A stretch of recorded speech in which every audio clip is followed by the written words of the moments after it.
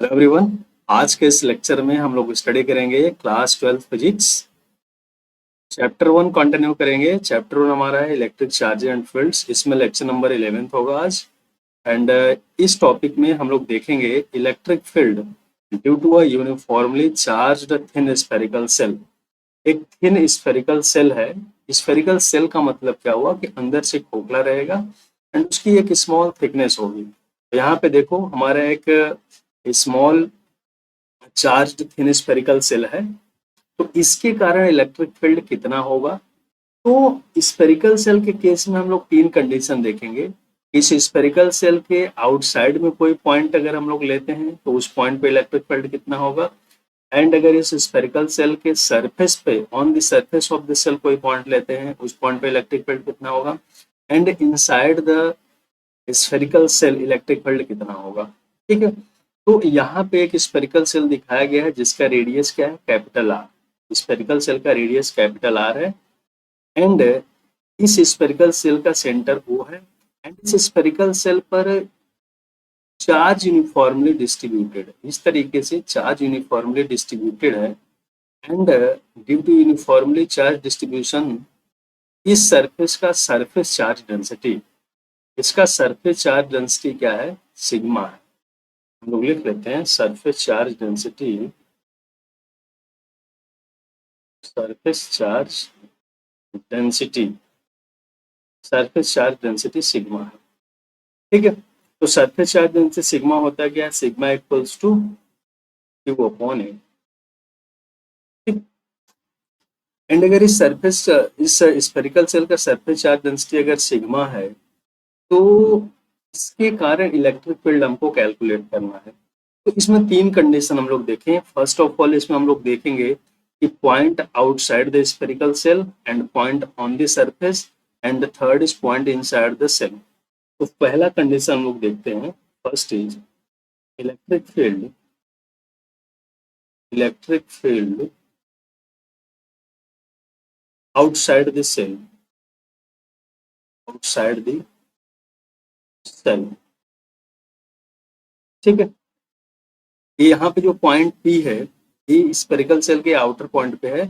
इस पॉइंट पे हमको इलेक्ट्रिक फील्ड निकालना है। अब देखो अगर यहाँ पे हमको पॉइंट पी पे इलेक्ट्रिक फील्ड निकालना है तो यहाँ पे कैपिटल और रेडियस का रेडियस लेकर के गॉसियन सरफेस हम लोग इमेजिनरी ड्रॉ करेंगे। और उस गॉसियन सरफेस क्यों बनाते हैं हम लोग, देखो यहाँ पे जो चार्ज है, चार्ज से इलेक्ट्रिक फील्ड कैसे निकलेगा, चार्ज से electric field outward radially outward निकलेगा। इस तरीके से रेडियली आउटवर्ड चार्ज निकलेगा। तो अगर इस गॉसियन सरफेस को हम लोग कंसीडर कर लेंगे तो इस गॉसियन सरफेस के हर एक पॉइंट पे निकलने वाला इलेक्ट्रिक फील्ड रेडियल ही होगा। तो इस आउटर पॉइंट पे अगर हमको इलेक्ट्रिक फील्ड निकालना हो तो फर्स्ट ऑफ ऑल हम लोग देखें क्यू का वैल्यू अगर आउटर पॉइंट पे निकालना हो, यानी कि charge on the Gaussian surface,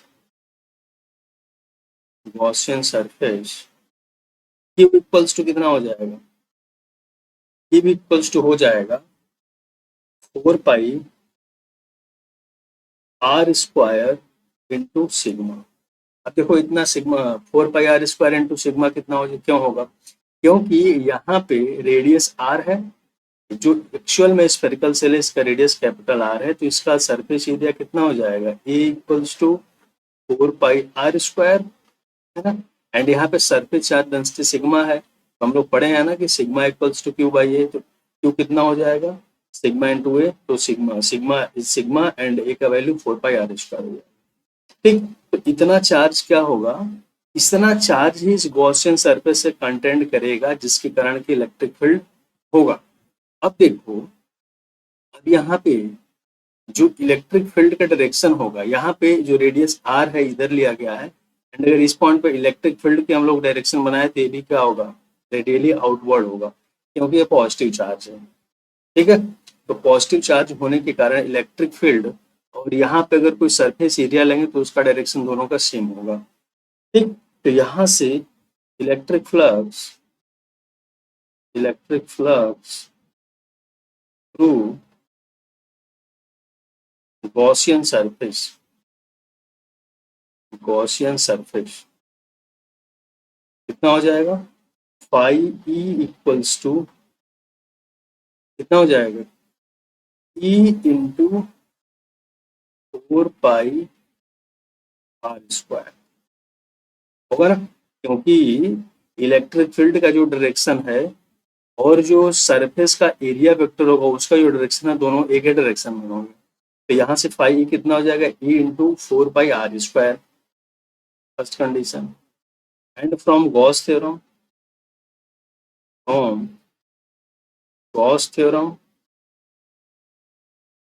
Gauss theorem से फाइव कितना हो जाएगा, phi equals to E upon epsilon naught. इसको कर लो equation second.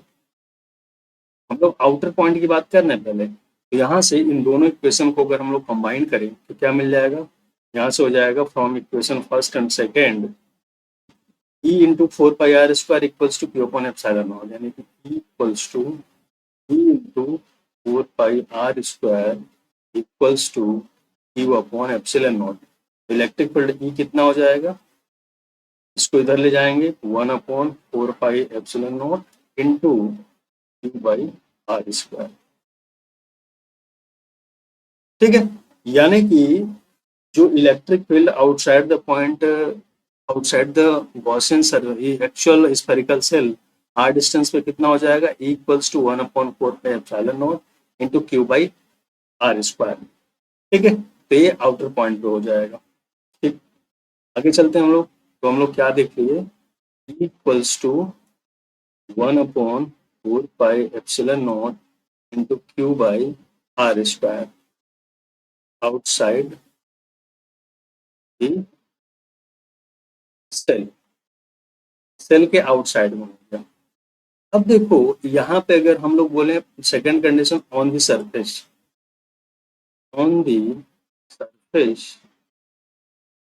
Of this shell of the on the surface of the shell निकालने के लिए हम लोग क्या करेंगे, यहाँ से हम लोग अगर निकाले हैं phi E on the surface तो फाइव ई इक्वल्स टू कितना हो जाएगा, फाइव इक्वल्स टू जाएगा E into 4 pi r square. क्यों, क्योंकि इस केस में जो हमारा फ्लक्स होगा इस कैपिटल आर रेडियस के स्फेरिकल सेल से ही कंडक्ट करेगा।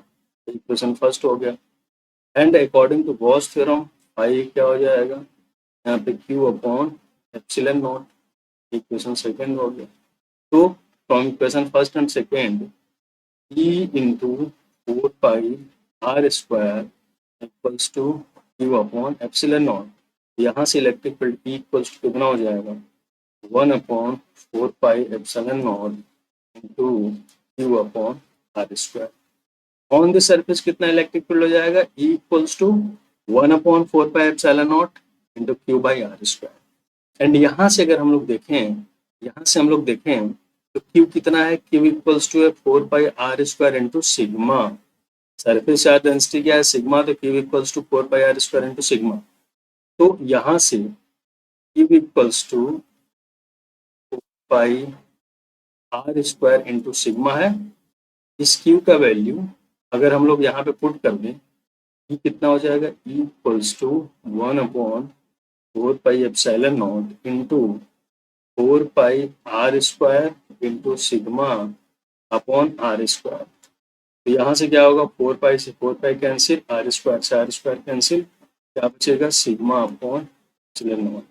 तो ई इक्वल्स टू कितना हो जाएगा, E equals to sigma upon epsilon naught on the surface of the spherical shell, यानी कि स्फेरिकल सेल के सरफेस में इलेक्ट्रिक फील्ड होगा उसके सरफेस चार्ज डेंसिटी पे ही डिपेंड करेगा। ठीक है, चलो तीसरा अगर हम लोग बात करें inside the shell, inside the shell, inside the shell. अब देखो इनसाइड द सेल की अगर हम लोग बात करें तो वहां पर भी सेम चीज अगर हम लोग यही अप्लाई करें, फाइव ई, मान लो कि यहाँ पे गॉसियन सरफेस के अंदर इस डिस्टेंस आर को हम लोगों ने कंसीडर किया।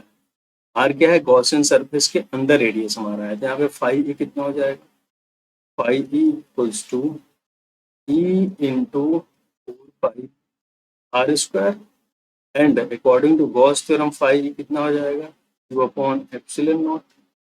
अब क्योंकि क्योंकि इनसाइड द गॉसियन सरफेस के अंदर कोई चार्ज तो है नहीं, चार्ज जो हमारा है इसके सरफेस पे है, स्फेरिकल सेल हमारा जो इसके सरफेस पे है, तो इनसाइड में तो कोई चार्ज है नहीं। जब इनसाइड में कोई चार्ज नहीं है तो फाई का वैल्यू क्या हो गया, जीरो हो गया। अब फर्स्ट एंड सेकंड इक्वेशन का कंपैरिजन करेंगे तो क्या होगा, E into four pi r square equals to zero. It means E equals to zero, यानी कि inside the Gaussian, inside the shell electric field क्या हो गया, जीरो हो गया। तो तीन कंडीशन हम लोगों ने देखा कि अगर स्फेरिकल गॉसियन सरफेस के बाहर कोई पॉइंट लेते हैं तो इलेक्ट्रिक फील्ड क्या होगा, डिस्टेंस पर डिपेंड करेगा। जैसे जैसे हम लोग सरफेस से दूर जाते जाएंगे इलेक्ट्रिक फील्ड घटता जाएगा एंड चार्ज पर डिपेंड करेगा। दूसरा क्या है कि ऑन द सरफेस की हम लोग बात करें तो equals to 1/4 pi epsilon naught q upon r square. And अगर सरफेस चार्ज डेंसिटी के टर्म में हम लोग निकालें जिसका वैल्यू होगा equals to sigma upon epsilon naught. And inside the shell, very very important point, कि चार्ज तो हमारा सरफेस पे है एंड चार्ज सरफेस पे है तो इलेक्ट्रिक फील्ड, इलेक्ट्रिक फ्लक्स बाहर की ओर निकलेगा। तो अंदर में कोई जब चार्ज ही कंटेंट नहीं है तो उस कंडीशन में इलेक्ट्रिक फील्ड भी जीरो होगा। अब इसी चीज को देखो यहाँ पे ग्राफ के थ्रू बहुत ही प्रॉपर वे में समझाया गया है। यहाँ पे डिस्टेंस आर दिया हुआ है एंड यहाँ पे इलेक्ट्रिक फील्ड ई दिया हुआ है। अब यहाँ से लेकर के जीरो से लेकर के कैपिटल आर तक, यानी कि रेडियस ऑफ द जो स्फेरिकल सेल है वहां तक हम लोग इलेक्ट्रिक फील्ड का वैल्यू कितना देख रहे हैं, यहाँ तक बढ़ना शुरू करेगा। यहाँ तक कांस्टेंट है, जीरो से लेके आर तक क्या है, इलेक्ट्रिक फील्ड का वैल्यू कांस्टेंट है। एंड जैसे ही हम लोग इससे आगे जाते हैं, यानी कि इस कंडीशन को देखो, यहाँ तक ये जो हमारा यहाँ से लेकर यहाँ तक कांस्टेंट है। कांस्टेंट का मतलब कि जीरो है, इसके अंदर इलेक्ट्रिक फील्ड जीरो है। जैसे ही हम लोग इस सर पे यहाँ पे जाते हैं, इस पॉइंट पे जाते हैं, मैक्स कंडीशन आ जाता है। यहाँ पे इलेक्ट्रिक फील्ड क्या होगा, मैक्सिमम हो गया।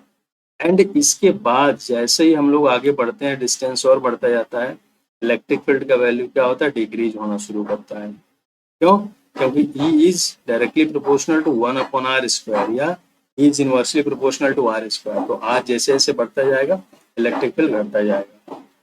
ठीक है, तो आई होप ये चीजें समझ में आई होंगी। इस पर बेस एक क्वेश्चन कर लेते हैं और प्रॉपर वे में समझ में आ जाएगा। क्वेश्चन देखो इस तरीके से दिया है कि एक spherical conductor of radius 12 centimetre, एक स्फेरिकल कंडक्टर है इस तरीके से, एक स्फेरिकल कंडक्टर है जिसका रेडियस दिया हुआ है 12 सेंटीमीटर। मान लेते हैं कैपिटल आर का वैल्यू दिया है 12 सेंटीमीटर एंड चार्ज यहाँ पे क्यू का value is given as 1.6 into 10⁻⁷ coulomb. 1.6 into 10⁻⁷ coulomb दिया, distributed uniformly over the sphere, इस स्फीयर पे यूनिफॉर्मली डिस्ट्रीब्यूटेड है, इस तरीके से यूनिफॉर्मली इस पे डिस्ट्रीब्यूटेड। अब पूछ रहा है कि what is the electric field first inside the sphere, just outside the sphere at a point 18 centimetre from the centre of the sphere. तो पहला अगर हम लोग बात करें inside the sphere, inside the sphere, तो इनसाइड द स्फीयर क्या होगा, E इक्वल्स टू जीरो होगा, क्योंकि स्फीयर के अंदर तो कोई चार्ज ही नहीं है तो कोई फ्लक्स ही नहीं होगा। तो यहाँ पे इलेक्ट्रिक फील्ड हमारा क्या हो जाएगा, जीरो हो जाएगा। दूसरा बोल रहा है कि जस्ट आउटसाइड द स्फीयर, यानी कि सरफेस पे पूछ रहा है, तो जस्ट आउटसाइड दिस स्फीयर कितना होगा, E equals to 1/4 pi epsilon naught into q by r square. R दिया हुआ है, इसका रेडियस तो कितना हो जाएगा, 1/4 पाई एप्सिलॉन नॉट का वैल्यू 9 इंटू 10⁻⁹ इंटू क्यू का वैल्यू दिया है 1.6 इंटू 10⁻⁷ अपॉन आर दिया है क्या, कितना आर दिया है 12 सेंटीमीटर। तो इसको हम लोग लिखेंगे 12 इंटू 10⁻² का स्क्वायर, सेंटीमीटर में इसको मीटर में कन्वर्ट कर लेंगे तो 12 इंटू 10⁻² मीटर। इसको सॉल्व करेंगे कितना आ जाएगा, इसको हम लोग सॉल्व करते हैं तो ये हो जाएगा 9 इंटू 10⁻⁹ 10⁻⁷ हो जाएगा 10⁻² इंटू 1.6 अपॉन यहाँ पे 12 का स्क्वायर करेंगे 144 इंटू 10 पावर -4। ठीक है, चलो हाँ इतनी बातें सही है। इसको अगर हम लोग सॉल्व करें, यहाँ पे देखो, यहाँ पे जो 1.6 दिया हुआ है, इसको हम लोग क्या लिख सकते हैं, इसको हम लोग कर सकते हैं 9 इंटू 10 पावर -4, ऊपर जाएगा 10 पावर 6 हो जाएगा,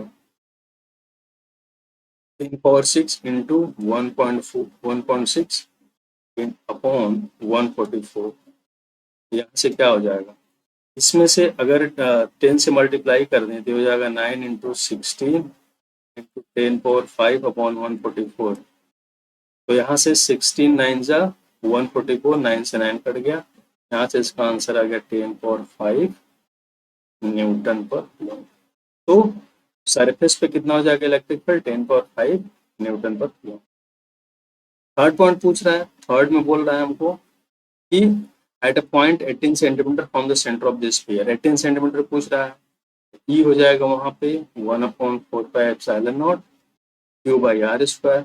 तो आर का वैल्यू 18 सेंटीमीटर कर देंगे, तो हमारा ई हो जाएगा 9 इंटू 10 पावर 9 इंटू क्यू का value same 1.6 into 10 power -7 upon r 18 है तो 18 इंटू 10 पावर -2 का स्क्वायर। इसको अगर हम लोग फाइनली सॉल्व करेंगे, ये आएगा 4.44 इंटू 10 पावर 4 न्यूटन पर कूलम। इस तरीके से inside the sphere, just outside the sphere and at any distance outside the sphere हम लोग इलेक्ट्रिक फील्ड कैलकुलेट कर सकते हैं। तो आई होप सारी चीज़ें क्लियर हो गई। यदि अगर कोई डाउट होता है तो आप कमेंट सेक्शन में कमेंट करके पूछ सकते हैं। फिर मिलेंगे नए वीडियो में एक नए टॉपिक के साथ, तब तक के लिए ओके, थैंक यू।